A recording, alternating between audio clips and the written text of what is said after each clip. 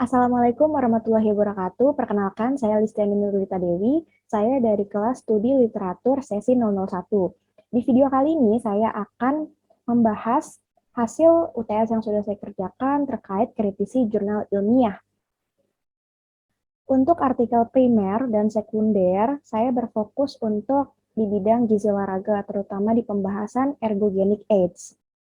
Untuk artikel primer yang pertama, dengan judul Pengaruh Konsumsi Daun Kelor Moringa oleifera terhadap VO2 max dan lactate threshold. Jenis artikelnya adalah original research article. Artikel primer yang kedua dengan judul Pengaruh Minuman Suplemen, Minuman Elektrolit, dan Air Normal terhadap Kinerja Olahraga. Jenis artikelnya adalah experimental research. Artikel primer yang ketiga dengan judul The Influence of Nutritional Ergogenic Aids on Exercise Heat Tolerance and Hydration Status. Jenis artikelnya adalah Original Research Article.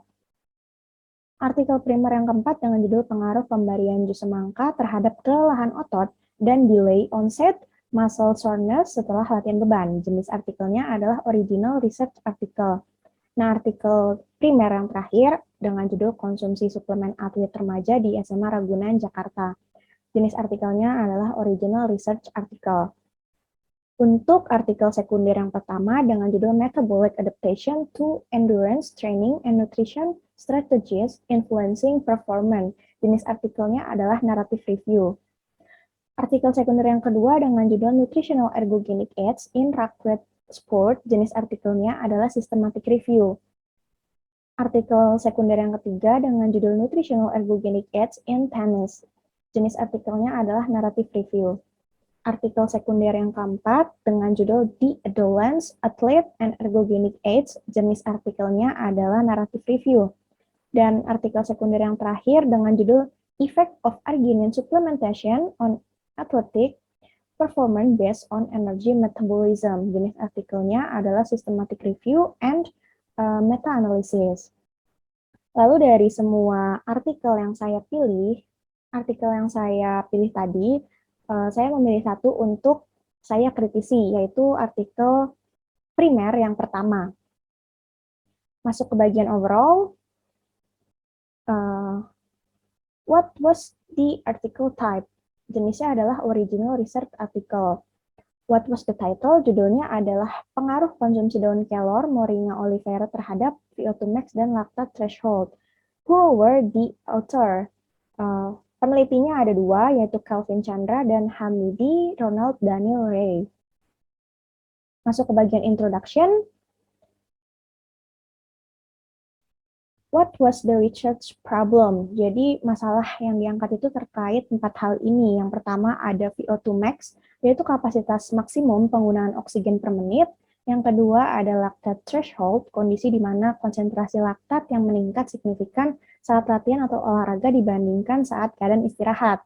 Nah, VO2 max dan lactate threshold ini merupakan aspek fisiologi yang mempengaruhi performa olahraga ataupun performa pada atlet. Karena keduanya bisa menjadi tolak ukur daya tahan tubuh ataupun endurance seorang atlet yang sangat berpengaruh terhadap performa olahraga. Selanjutnya ada ergogenic aids, yaitu zat yang bisa meningkatkan performa olahraga dan bisa memperlambat kelelahan akibat olahraga. Terdapat dua jenis ergogenic aids. Yang pertama ada nutritional ergogenic aids dan yang kedua ada non-nutritional ergogenic aids. Nah, nutritional ergogenic aid itu yang biasa digunakan untuk tambahan pada sport food, sedangkan non-nutritional ergogenic aids adalah ergogenic aids yang umumnya dilarang oleh asosiasi-asosiasi olahraga dunia karena berupa bahan-bahan non-alami ataupun sintetis. Nah, selanjutnya adalah daun kelor, tumbuhan yang berpotensi untuk dijadikan sebagai ergogenic aids karena daun kelor tinggi kandungan mineral, vitamin, juga protein.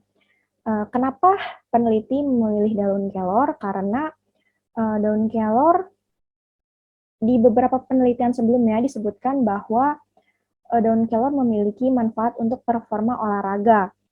Oleh karena itu, peneliti tertarik untuk meneliti pengaruh daun kelor terhadap VO2 max dan lactate threshold. Introduction yang selanjutnya adalah, was there any mention of previous studies on this topic? Iya, disebutkan beberapa, tetapi peneliti tidak menyebutkan sumber penelitian terdahulu secara spesifik.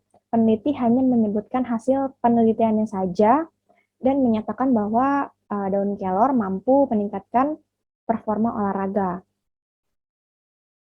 Selanjutnya, why was this study performed the rational? Karena peneliti ingin mengetahui pengaruh konsumsi daun kelor terhadap VO2 max dan lactate threshold. What were the aim and objective of the study? Tujuannya apa? Tujuannya adalah untuk mengetahui bagaimana pengaruh pemberian konsumsi daun kelor sebagai ergogenic aids yang dikombinasikan dengan latihan aerobik terhadap VO2 max dan lactate threshold pada atlet. What was the study research hypothesis? Hipotesisnya adalah ada pengaruh ataupun efek pemberian daun kelor terhadap peningkatan kadar VO2 max dan lactate threshold. Masuk ke bagian material and method. How did the researcher attempt to answer the research question? Peneliti menggunakan metode eksperimen dengan desain penelitian the randomized pretest and post-test control group design. Instrumen yang dipilih adalah pengambilan data menggunakan bulk test untuk pengukuran VO2 max dan modified concurrent test untuk pengukuran lactate threshold. How was the sampling done? Sampling yang digunakan adalah 16 atlet taekwondo di Pelacap atau Pelatihan Kabupaten Cimahi. How were they grouped, categorized, atau bagaimana cara pengelompokannya? Dibagi secara acak menjadi kelompok eksperimen dan kelompok kontrol. Next one, what were the inclusion criteria and what were the exclusion criteria? Nah, keduanya ini tidak disebutkan secara spesifik oleh peneliti. Selanjutnya, what procedure we followed? Seperti yang tadi, pengelompokan dibagi secara acak menjadi dua kelompok, ada kelompok eksperimen dan kelompok kontrol. Kelompok eksperimen diberikan daun kelor dalam bentuk kapsul dengan dosis 2000 mg per hari dan latihan aerobik, sedangkan kelompok kontrol hanya diberikan latihan aerobik saja. Kedua kelompok sama-sama latihan selama 6 minggu dengan jenis olahraga yang sama berupa jogging 4 kali per minggu dengan durasi 30 menit pada intensitas antara 60-90% HR max atau denyut nadi maksimal. Which variable were measured? Variabel independennya adalah konsumsi daun kelor dan variabel dependennya adalah VO2 max dan lactate threshold. Next one, what equipment atau instrument were used for data collection? Instrumen pengambilan data yang digunakan itu menggunakan bulk test untuk pengukuran VO2 max dan untuk pengukuran lactate threshold menggunakan concurrent test.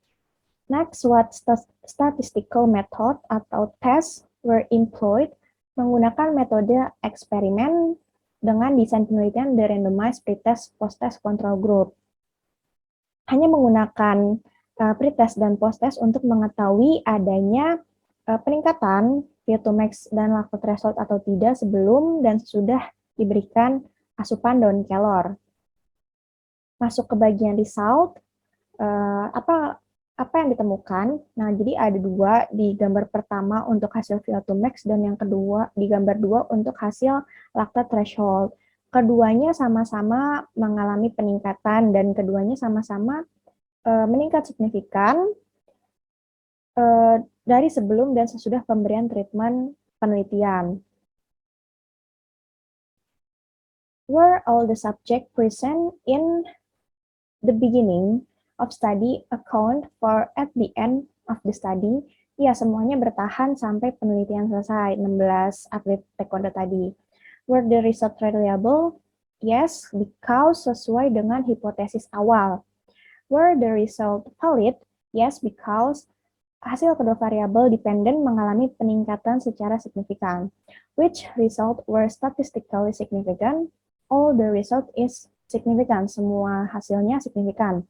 Which result were statistically non-significant? Tidak ada yang tidak signifikan dari semua hasil. Were the table ataupun graph easy to comprehend? Yes, tabelnya mudah dibaca dan mudah untuk dipahami. Masuk ke bagian discussion. Did the result answer the research question? Yes. What were the author interpretation of data? Jadi peneliti menginterpretasikan datanya, yaitu kedua variabel, baik itu VO2 max maupun lactate threshold, sama-sama mengalami peningkatan setelah treatment penelitian, yaitu antara hasil pretest dan posttest, hasil rata-rata kelompok eksperimen lebih besar daripada hasil kelompok kontrol. Selanjutnya, what was the analysis of data relevant to the research question? Jawabannya adalah yes. How were these results different or similar when compared to other study? Hasil penelitian ini sejalan dengan penelitian sebelumnya, seperti yang sudah dikatakan di awal. Jika peneliti tertarik meneliti daun kelor untuk performa olahraga ini, ya karena penelitian sebelumnya yang juga membuktikan bahwa daun kelor memiliki efek untuk performa olahraga. Sehingga peneliti dalam jurnal ini juga membuktikan hal yang sama, yaitu daun kelor mampu meningkatkan performa olahraga. Selanjutnya, what were the strength of the study? Karena terdapat penelitian-penelitian terdahulu yang menggunakan daun kelor sebagai bahan penelitian untuk mengetahui keterkaitan dengan performa olahraga, dan semuanya rata-rata berhasil terbukti. Jadi peneliti menjadikan variabel konsumsi daun kelor sebagai kekuatan utama dalam dasar penelitian ini. Next, what were the limitation of study? Limitnya adalah tidak terdapat perbedaan hasil antara kelompok eksperimen dan kelompok kontrol karena kurangnya dosis yang dikonsumsi, dosis daun kelor tadi. What were any extrapolation of the finding beyond the range of data? Jadi tidak ada penelitian yang melebar ataupun meluas. Selanjutnya, masuk ke bagian conclusion. What were the conclusion? Jadi terdapat peningkatan yang signifikan antara VO2 max dan lactate threshold antara pre-test dan post-test pada kelompok kontrol dan kelompok eksperimen, namun tidak terdapat perbedaan yang signifikan antara kedua kelompok tersebut. Selanjutnya, were the author conclusion based upon record data analysis? Jawabannya adalah yes. Were the conclusion reasonable and logical? Yes, because bisa dilihat juga dari penelitian sebelumnya yang mampu membuktikan jika daun kelor bisa meningkatkan performa olahraga. Selanjutnya, will the results be useful in clinical practice or for future research? Yes, because ergogenic aids di Indonesia belum terlalu banyak diterapkan di dunia olahraga, sehingga diharapkan dengan adanya penelitian ini bisa membuka wawasan sport nutritionist untuk lebih meneliti bahan-bahan makanan lain selain daun kelor yang berpotensi dijadikan sebagai ergogenic aid, sehingga ada banyak bahan makanan yang bisa diinovasikan oleh sport nutritionist untuk membantu performa olahraga atlet-atlet Indonesia. What the study worth doing? Yes, of course. Does the reader have any question unanswered by the article? Not yet. Masuk ke bagian reference. Were the reference cite according to journal requirement? Jawabannya adalah yes. Were all the citation correct? Jawabannya adalah yes. And last one, were all the reference cite in the text? Jawabannya adalah yes. Nah, ini adalah daftar pustaka yang saya gunakan. Dan ini adalah gambar daun kelor dan bubuk daun kelor. Terima kasih. Kurang dan lebihnya mohon maaf. Wassalamualaikum warahmatullahi wabarakatuh.